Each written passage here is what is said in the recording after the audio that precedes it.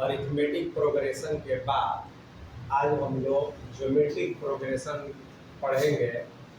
तो सबसे पहले ज्योमेट्रिक प्रोग्रेशन यानी गुणोत्तर अनुक्रम क्या होता है और इसकी पहचान क्या है ये देखेंगे।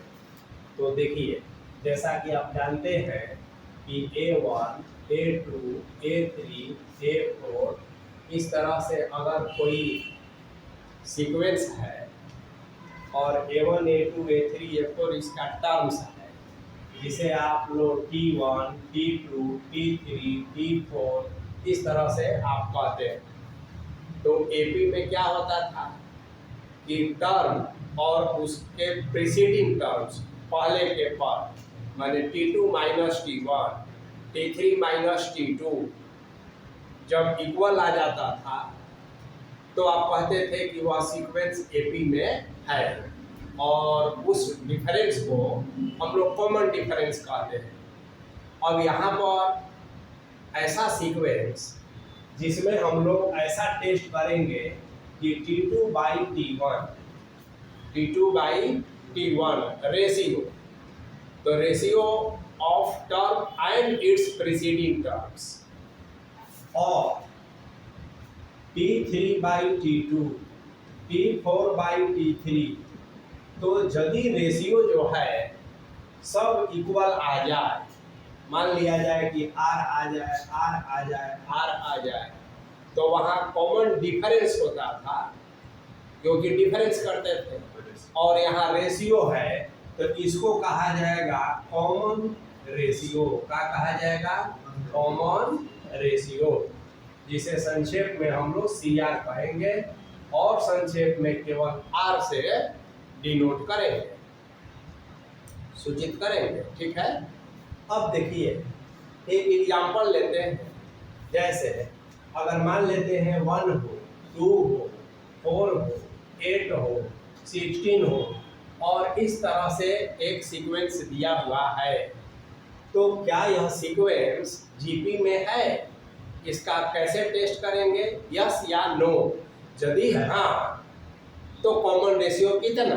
तो बहुत आसान है। देखिए, T2 बाई T1, तो 2 बाई 1 बराबर क्या हुआ? 2। अब आइए T3 बाई T2, तो 4 बाई 2, 2। फिर T4 बाई T3, बोलिए 8 बाई 4 यानी कि 2। यहाँ देख रहे हैं कि जो कॉमन रेशियो है वो इक्वल हो रहा है, तो कहेंगे कि yes the given sequence is in GP। The given sequence is in GP। लिखते भी चलिए। तो GP का यही एक आसान सा टेस्ट है। जैसे AP पढ़ लेने के बाद GP आसान हो जाता है, वहाँ केवल डिफरेंस था और यहाँ रेशियो हो गया। अब जैसे जैसे हम लोग AP में पढ़े थे nth term of n AP, तो उसी तरह से GP में भी हम nth टर्म ऑफ GP पढ़ेंगे। अगर आपसे कहा जाए कि यह GP है, इसका पहला पद जो है 1 है, दूसरा पद 2 है, तीसरा पद 4 है, तो इसका 20वां पद क्या होगा? तो आप इसको एक्सटेंड करेंगे ना, 20 तक ले जाएंगे। और यदि 100वां पद पूछ दिया जाए, तो यदि 1000वां पद पूछ दिया जाए तो ठीक है। तो इसके लिए हमें एक फार्मूला प्राप्त करना होगा। और दूसरी बात, जैसे AP में आप देखे थे कि कोई एक ही AP तो होता नहीं है, ऐसा ऐसा बहुत सारा GP होगा। तो सबसे पहले आप लोग क्या करेंगे कि कुछ प्रॉब्लम बनाएंगे, GP है या नहीं, सीक्वेंस दिया रहेगा और आपसे पूछा जाएगा कि क्या यह सीक्वेंस GP में है या नहीं। तो टेस्ट का तरीका समझ गए, चाहे जो जिस तरह का भी सीक्वेंस हो, तो GP का है या नहीं, तो कुछ क्वेश्चन आप लोग ऐसा बनाएंगे। अब आगे आइए, जैसे हम लोग nth term of n AP पढ़े थे, उसी तरह से nth टर्म ऑफ GP, और nth टर्म को और क्या कहा जाता है? जनरल टर्म, और क्या कहा जाता है, लास्ट टर्म। ये सब नाम है। तो आइए देखा जाए।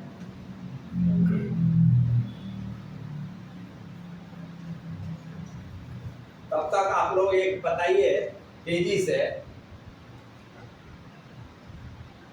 1/2, 1/3, 1/9, 1/27, 1/81 एंड सो ऑन। क्या यह जीपी में है? टेस्ट करके बताइए। और यदि है तो कॉमन रेशियो कितना होगा? नहीं है तो कोई बात नहीं है। जितना जल्दी तेजी से टेस्ट कर सकते हैं कीजिए। है कॉमन रेशियो कितना है? अंदाज पर बोल दिए। 3। हाँ, वेरी गुड। अब 3 है कि नहीं, आइए टेस्ट करके देख लिया जाए। देखिए T2/T1, T2 कितना है? 1/9, T1 कितना है? 1/3। तो इसका मतलब है 1/9, 3/1, 3 और 3 कैंसिल, तो 1/3। ठीक है। तो जीपी में अब आइए T3/T2, तो क्या होगा? 1/27/1/9, समझ गए? तो 1/27 इंटू 9/1, फिर 9 से कैंसिल हो गया, तो 1/3। ये देखिए इक्वल हो रहा है ना। यदि आप T4 T3 यदि कहेंगे तो यह भी जो है वही होगा, 1/3 ही होगा। तो कॉमन रेशियो जो है सेम हो रहा है, और कितना है? 1/3 है। तो आप भी गलती बोले, जल्दी से बोल दिए कि जीपी में है, और इन्होंने बोला 3। दोनों आदमी पर 5 लगा रहे हैं। बिना टेस्ट किए आप कैसे कह दिए कि हाँ जीपी में है? तो कॉमन रेशियो तो आपने नहीं बता पाया। तो कैसे पता चलेगा? अच्छा, ऐसे देखकर बता दिए कि 3 के मल्टीपल है। चलिए ठीक है। हाँ, वेरी गुड। चलिए फाइन वापस ले लेते हैं।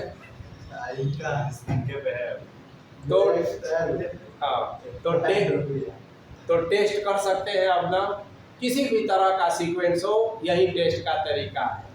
और देख कर नहीं, बहुत बार गलत आप हो जाएंगे, समझ गए ना? चलिए, तो ऐसा 10 क्वेश्चंस आप लोग प्रैक्टिस करेंगे। हम कुछ PDF भी भेज देंगे आप लोगों को, तो उसको बनाइएगा, जीपी में है अथवा नहीं। चलिए अब आगे हम लोग पढ़ते हैं।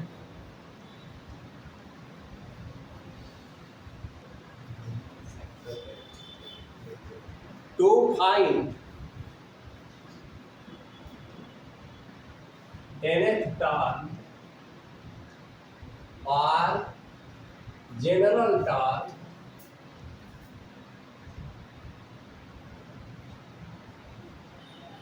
or last term of GP, तो GP का लास्ट टर्म या nth टर्म कैसे निकालते हैं, आइए देखा जाए। तो एपी की ही तरह हम लोग मान लेते हैं, ले है ना।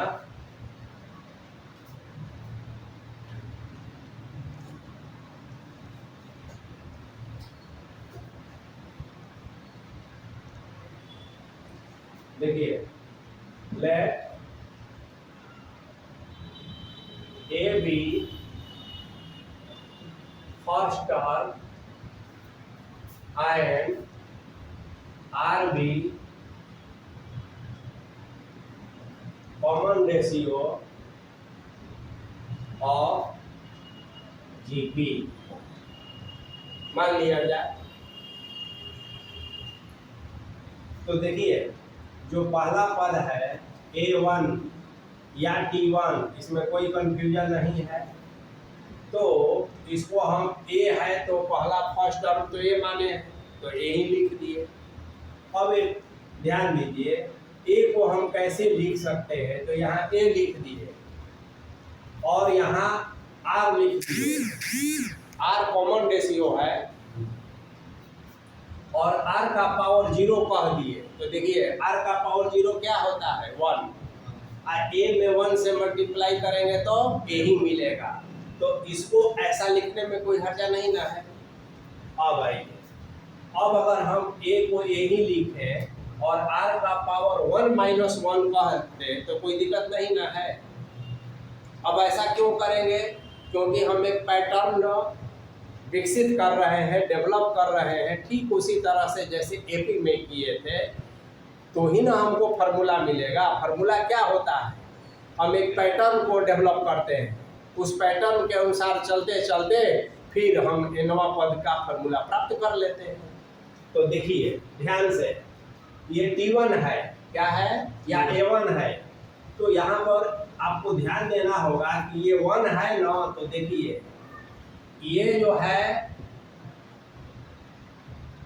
1 यहाँ हो गया, कि 1 के बदले 1 यहाँ हो गया, -1 सब में रहेगा। आइए अब देखते हैं, अब T2 निकालते हैं, तो T2 क्या होगा, ध्यान दीजिए, इसी पैटर्न पर डेवलप करेंगे, ए लिख देंगे, आर लिख देंगे, और यहाँ 2 माइनस 1 लिख देंगे। देखिए यहाँ 2 है तो यहाँ 2 कह देंगे, और सेम चीज को रिपीट कर दिए हैं, ए है तो ए लिखे, आर है तो आर लिखे, -1 है तो -1 लिखे, और ये केवल बदलते जाएगा। फर्स्ट टर्म है तो n बराबर 1, सेकेंड टर्म है तो n बराबर 2। अब अगर मान लिया जाए कि थर्ड तो ए आर, तो 3 माइनस 1 लिख देंगे कि नहीं, बोलिए। अब डॉट डॉट डॉट, इसका मतलब है कि इसी तरह से आप आगे जब बढ़ेंगे, 2 ठो कर दीजिए, और तब हम लिखेंगे द एबव सजेस्ट अस, ऐसा लिखेंगे। तो क्या, तो A N is equal to A R N minus 1, तो यही जो है nth टर्म का फॉर्मूला हो गया, या t n is equal to A R N minus 1, दोनों एक ही बात। तो जीपी में nth टर्म का फॉर्मूला हमें मिल गया, और वो क्या हुआ, a are N minus 1, nth term का।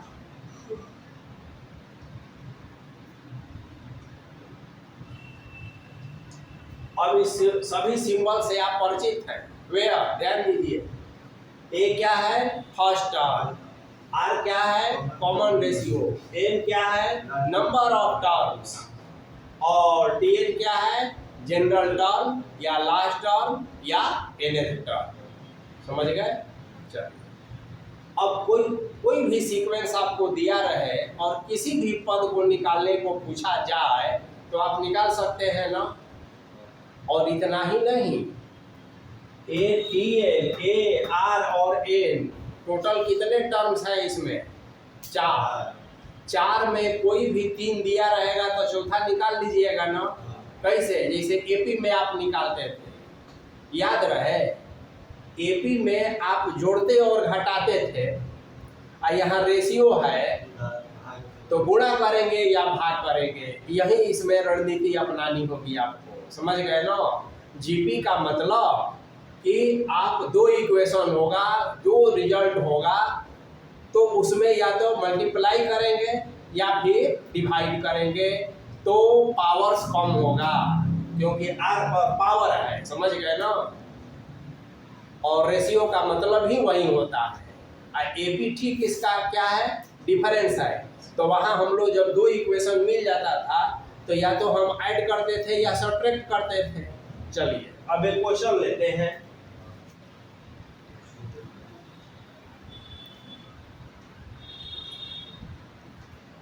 लिखिए, फाइंड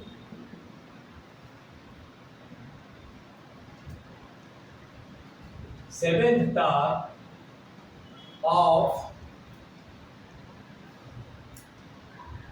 5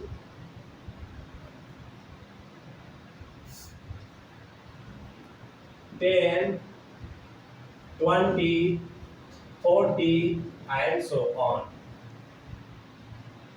तो देखिए, सबसे पहले तो ये देखना होगा कि क्या यह जीपी है, तो है।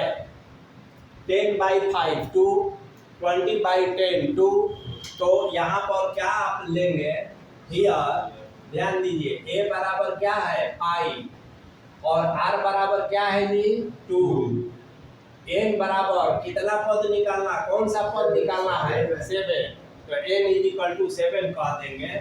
और अब फार्मूला आप जानते हैं ना क्या होता है, तो आप लिखेंगे वी नो दैट, क्या लिखेंगे, we know that Tn = ARn-1, तो n क्या कहेंगे 7, a क्या कहेंगे 5, r क्या कहेंगे 2, n क्या कहेंगे 7-1, यानी कि 5 × 2 का पावर 6। यही हमारा 7वां पद हो गया, 7th टर्म हो गया। देखिए, पावर अगर छोटा है तो आप इसको सॉल्व करके मल्टीप्लाई भी कर दीजिएगा, अगर पावर बहुत बड़ा हो तो वैसे ही आंसर छोड़ दीजिएगा। और 2 का पावर 6 तो आप लोग बता ही सकते हैं ना, सबसे पहले कौन बताएगा,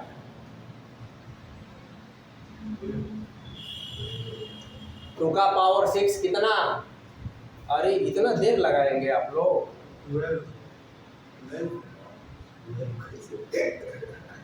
2 को 6 बार गुणा करना है, 70। अरे इतना देर लगाते हैं आप लोग 2 का पावर 6 निकालने में,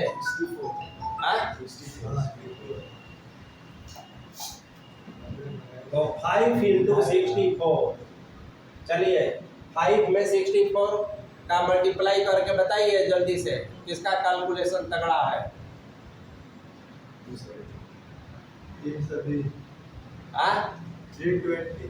320। तो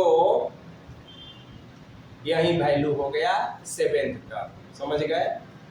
अब देखिए दूसरा सवाल,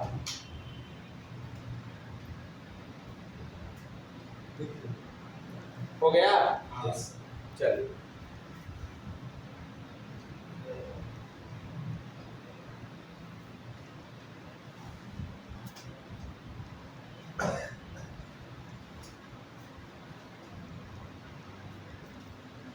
दूसरा क्वेश्चन लिखते हैं कि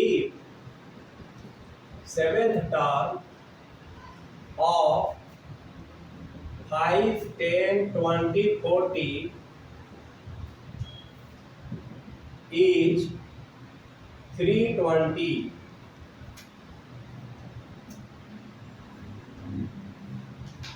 then find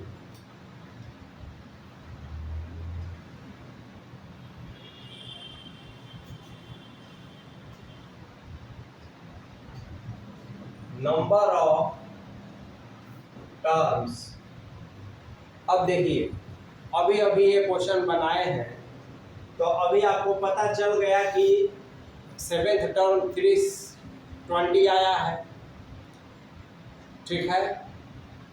तो हमने ये नहीं कहा कि 320 जो है लास्ट टर्म है, समझ गए।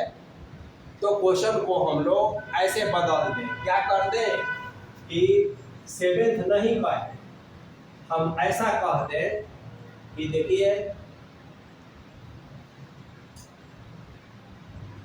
इन जीपी 5, 10 और लास्ट टर्म हो गया 320, तो ई डॉट है, तो इसमें कितने पद है, नंबर ऑफ टर्म्स आपको बताना है। तो अभी आप तुरंत बनाए हैं तो 7वां पद कह देंगे, लेकिन अगर नहीं पता है तो क्या तरीका होगा, देखिए Tn = क्या है, लास्ट टर्म को 320 कहेंगे, A = क्या है 5, R = क्या है, और आपको नंबर ऑफ टर्म्स निकालना है, n निकालना है।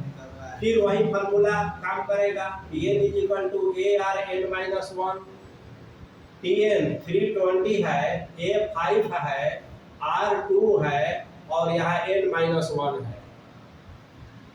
दिस इम्प्लाई दैट, बोलिए 320 में 5 का भाग करेंगे तो क्या मिलेगा, जल्दी बोलिए।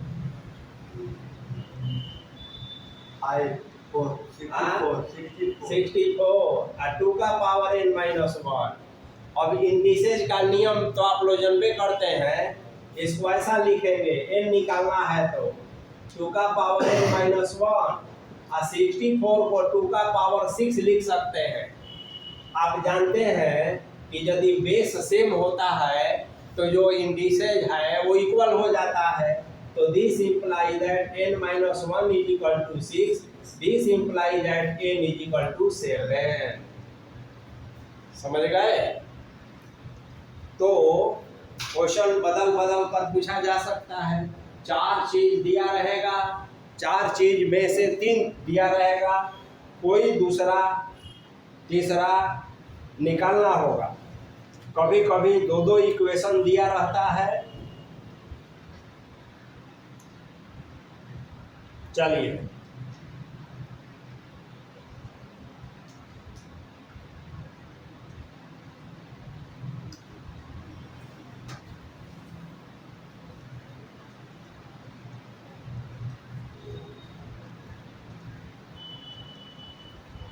इसी को ऐसा भी पूछा जा सकता है कि कौन सा पद 320 होगा। बस समझ गए ना। Which term of GP is 320, तो 7वां पद होगा, वहां भी n ही निकालना है। अब एक दूसरा देखिए सवाल,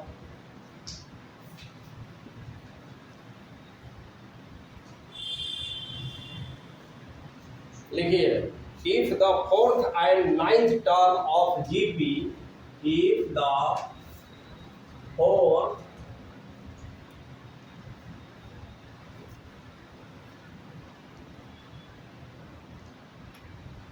क्वेश्चन तो आप समझ ही जाएंगे, हम ऐसे लिखते हैं, देखिए इन GP T4 माने 4th टर्म, इसको क्या कहते हैं 4th टर्म, ये दिया हुआ है 54 और क्वेश्चन में है 9th टर्म T9 दिया हुआ है 13122 ऐसा।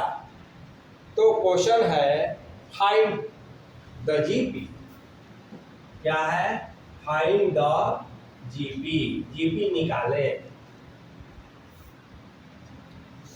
Also find its general term, also find its general term।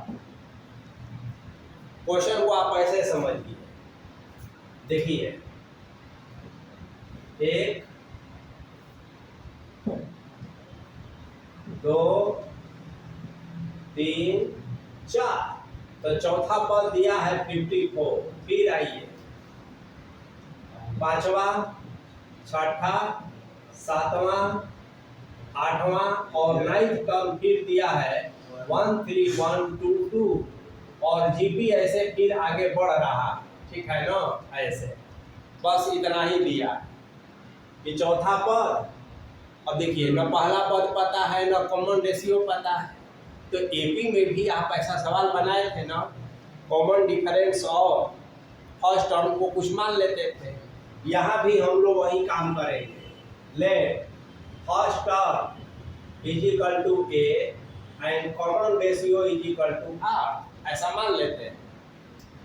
अब T4 कितना दिया है, तो देखिए T4 को हम ऐसा लिखते हैं AR4 -1 54, इसलिए ARQ 54, इसको नंबर 1 मान लीजिए।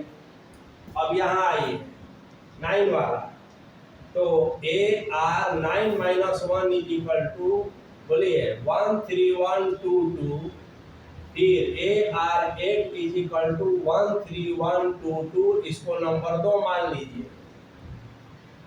बड़ा डिजिट से आपको घबराना नहीं, क्योंकि ऐसा यह सेट रहता है ना कि सब कट पुट कर स्क्वायर के रूप में आ जाता है। समझ गए?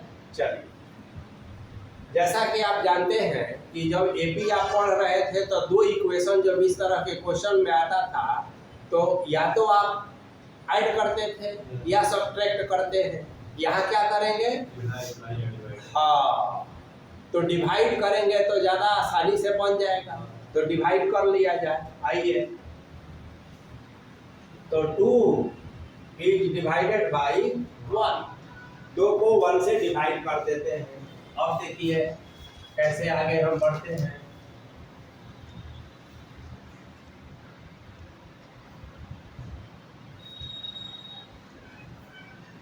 तो AR 8 बाई AR 3 LHS का LHS से भाग कर दिए।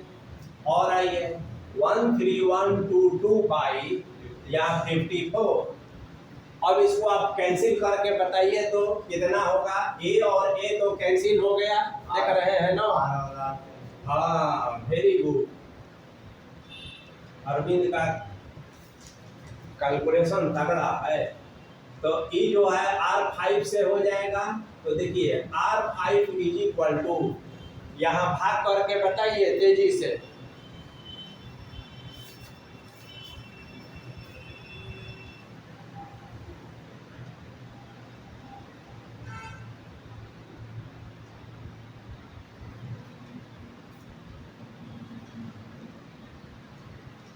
जितना आ रहा है ना अरविंद, 243, ठीक है।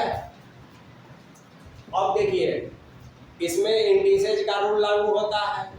तो 243 को किसी संख्या के पावर के रूप में व्यक्त किया जाए ताकि उस पर पावर 5 आ जाए। क्या आ जाए? 5। तो कैसे इसको व्यक्त करेंगे? देखिए ये तो आप लोग कर लेते हैं। क्या ये 2 से डिवाइड होगा? नहीं। तो फिर अगला 3 मिलेगा। तो 3 से करेंगे तो क्या होगा? बोलिए, इतना हुआ। फिर 3 से करेंगे तो इतना हुआ। फिर 3 से करेंगे तो इतना हुआ। फिर 3 से करेंगे तो इतना हुआ, और तब जाके 1 हुआ। तो 3 पर कै ठो मिला? 5।